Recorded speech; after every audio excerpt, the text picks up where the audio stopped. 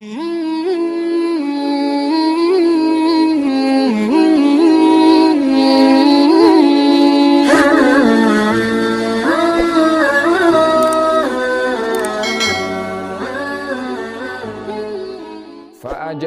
makhadhu, ketika masa untuk melahirkan tiba, maka Siti Maryam datang bersandar di bawah pokok korma. Lalu ia mengatakan, ya laitani mittu qabla hadha wa kuntu nasyam mansiya.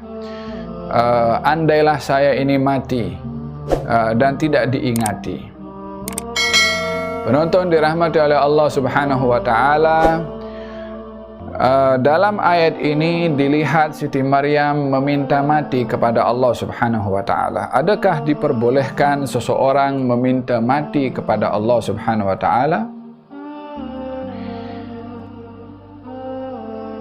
Baginda Rasulullah sallallahu alaihi wasallam bersabda, la yas'alanna ahadukum al-mauta li dhurrin massahu. Jangan ada sesiapa pun di antara kamu yang meminta mati disebabkan musibah menimpa kepadanya. Kalau dia orang yang baik, maka dia boleh memanfaatkan dengan umur bertambah kebaikan. Kalau dia orang yang tidak baik, maka dengan umur yang diberikan, maka dia berpeluang untuk bertaubat kepada Allah.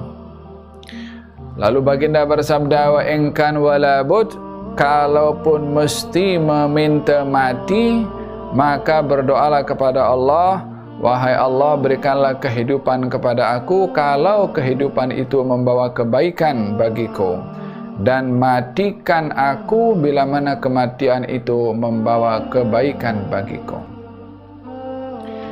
Jadi tetap memintanya itu kebaikan, baik pada hidup atau kepada mati. Bukan just minta mati saja tanpa memberikan sebab kenapa meminta mati. Jadi dalam hal ini Nabi memberikan sebab kenapa orang tak boleh meminta mati. Satu, dengan adanya umur yang diberikan oleh Allah, maka dia berpeluang untuk menambahkan kebaikan. Kalau dia minta mati dan dimatikan, dia tak berpeluang untuk berbuat kebaikan. Dengan begitu dia rugi.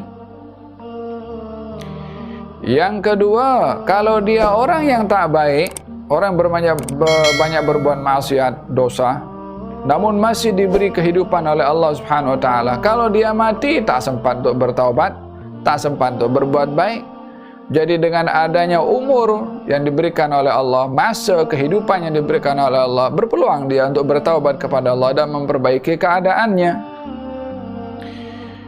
Idzan di sini dilarang orang meminta mati karena dengan umur yang diberikan berpeluang untuk berbuat kebaikan.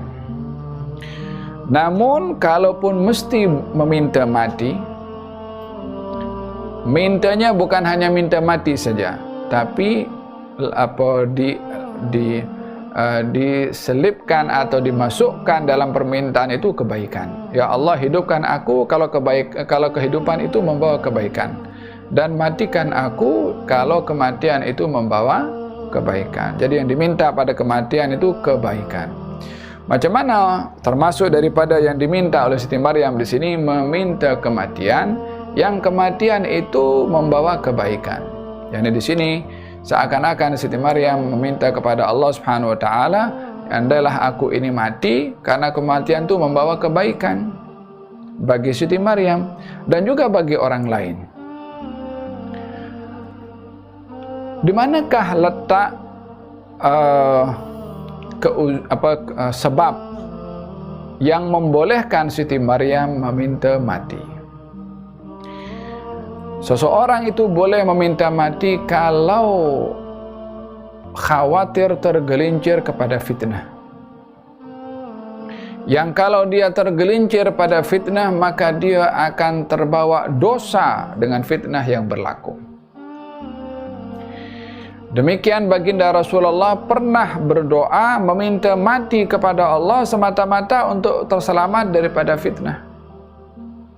Dalam doa Nabi, Allahumma inni as'aluka fi'lal khairat wa tarkal munkarat wa hubbal masakin wa idza aradta biqaumin fitnatan faqbidni ghaira maftun. Ya Allah, anugerahkan kepada aku kecintaan kepada kebaikan, meninggalkan kemungkaran, dan cinta kepada orang-orang miskin.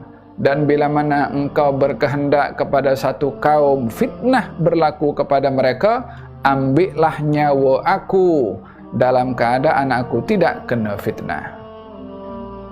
Di sini Nabi minta mati, tetapi diberikan sebab. Bila mana engkau, wahai Allah, berkeinginan ada fitnah berlaku. Fitnah di sini tentunya yang mengancam atau mencabar akidah keimanan, ya, yang boleh tergelincir kepada kekufuran dan seumpamanya, atau yang menyebabkan seseorang itu akan menyeleweng kepada kesesatan. Bila mana engkau berkehendak fitnah berlaku, ambillah nyawa aku dalam keadaan aku tak terkena fitnah.